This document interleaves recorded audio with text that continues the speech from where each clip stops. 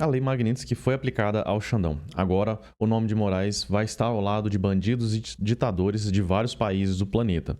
Mas o que motivou? Quais são os crimes do Xandão de acordo com a Secretaria de Tesouro americana para poder colocar o Xandão nessa situação tão complicada? Vamos entender um pouquinho sobre isso, mas antes não se esqueça de curtir e compartilhar esse vídeo e se inscreva aqui no canal caso não seja inscrito ainda. Bom, vamos dar uma olhadinha aqui.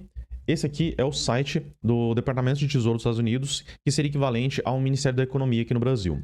E a gente vê hoje, os Estados Unidos, o escritório do Departamento de Controle de Ativos Estrangeiros, OFAC, do Departamento do Tesouro, está sancionando o juiz do STF, de Moraes, que usou sua posição para autorizar prisões arbitrárias, pré-julgamento e suprimir a liberdade de expressão. Alexandre de Moraes assumiu a responsabilidade de ser juiz e júri em uma caça às bruxas ilegal contra cidadãos e empresas americanas e brasileiras, disse o secretário do Tesouro Scott Bessent. De Moraes é responsável por uma campanha opressiva de censura, detenções arbitrárias que violam os direitos humanos e processos politizados, inclusive contra o presidente Jair Bolsonaro. A ação de hoje deixa claro que o Tesouro continuará a responsabilizar aqueles que ameaçam os interesses dos Estados Unidos e as liberdades de nossos cidadãos. E aí a gente vai entender aqui qual foi a profundidade do abuso que o Xandão cometeu até o momento, né? De Moraes foi nomeado para o STF em 2017. Desde então, Moraes tornou-se um dos indivíduos mais poderosos do Brasil. A gente percebeu que, durante aquela questão do IOF, ele anulou tanto a decisão do Lula quanto a decisão do Congresso, né? Tava esse impasse, o Congresso tinha derrubado a decisão do Lula de aumentar o IOF, mas chegou o Xandão e não, peraí, eu decido. E, claro, decidiu a favor do aumento de impostos, né? Anulando completamente a decisão da Câmara, e a gente vê que a Brazuela tá logo ali, né? Então foi desse jeito que a Venezuela chegou onde chegou, anulando o poder do Congresso naquela dobradinha lá do Executivo com a Suprema Corte. De Moraes investigou, processou e suprimiu aqueles que se envolveram em discursos protegidos pela Constituição dos Estados Unidos, submetendo repetidamente as vítimas a longas detenções preventivas sem apresentar acusações. É o que a gente viu acontecer, inclusive, naquele inquérito do fim do mundo, né? O inquérito da fake news, onde ele já passou dos seus 6 anos sem apresentar denúncia e fica punindo as pessoas com medidas cautelares. Isso é um verdadeiro absurdo. Esse é o AI-1 do STF, né? Através de suas ações como justiça do STF, Moraes minou os direitos dos brasileiros e americanos à liberdade de expressão. Em um exemplo notável, de Moraes deteve arbitrariamente um jornalista por mais de um ano em retaliação por exercer a liberdade de expressão, que foi o caso do Oswaldo Eustáquio, que inclusive ficou paraplégico durante o momento que ele estava lá na prisão. Ele estava custodiado pelo Estado e não se sabe o que aconteceu lá dentro, né? E essa é uma de muitas acusações que a gente vê aí que está sendo levantado sobre o aspecto de tortura. De Moraes tem como alvo políticos da oposição, incluindo o ex-presidente Jair Bolsonaro, jornalistas, jornais, plataformas de mídia social dos Estados Unidos e outras empresas americanas e internacionais.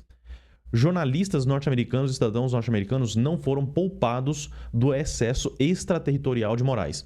Moraes impôs uma detenção preventiva e emitiu uma série de mandatos de prisão preventiva contra jornalistas e usuários de redes sociais, alguns dos quais estão sediados nos Estados Unidos. Como a gente viu recentemente no caso do Bolsonaro, né? Aquele mandado de busca e apreensão que acabou colocando Bolsonaro como uma tornozeleira, como se fosse uma prisão de fato, né?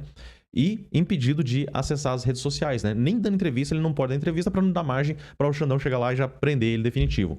Ele também emitiu diretamente ordens às empresas de mídia social dos Estados Unidos para bloquear ou remover centenas de contas, muitas vezes as de seus críticos e outros críticos do governo brasileiro, né? A dobradinha PT-STF. Incluindo pessoas dos Estados Unidos, de Moraes congelou ativos e revogou o passaporte de seus críticos, proibiu contas nas redes sociais e dirigiu a Polícia Federal do Brasil, para invadir as casas de seus críticos, apreender seus pertences e garantir sua detenção preventiva. Inclusive, como a gente viu reiteradas vezes esse abuso de autoridade, inclusive no caso de Roma lá, quando ele teve aquele bate-boca, quando chegou no Brasil, ele já mandou os jagunços dele para irem atrás daquela família lá. Ficou comprovado, né, a decisão. O delegado não tinha lançado a denúncia, ele trocou o delegado para que fosse realmente feito alguma coisa contra o pessoal. É quase assim, o absurdo é tão grande que hoje a gente consegue ver o que está acontecendo. E para completar, eu queria deixar aqui essa questão do site votossenadores.com.br, que trata a respeito do impeachment do Alexandre de Moraes. A gente vê aqui, tem várias regiões, se clicar aqui, você vê todos o Brasil. Então a gente percebe que já hoje existe uma pressão grande para o impeachment do Moraes. O único problema é que, como a direita ela vem crescendo aos poucos, na última eleição para o Senado, renovou-se apenas 1/3. E olha só, esse 1/3 foi suficiente para chegar aqui a 33 senadores favoráveis às liberdades.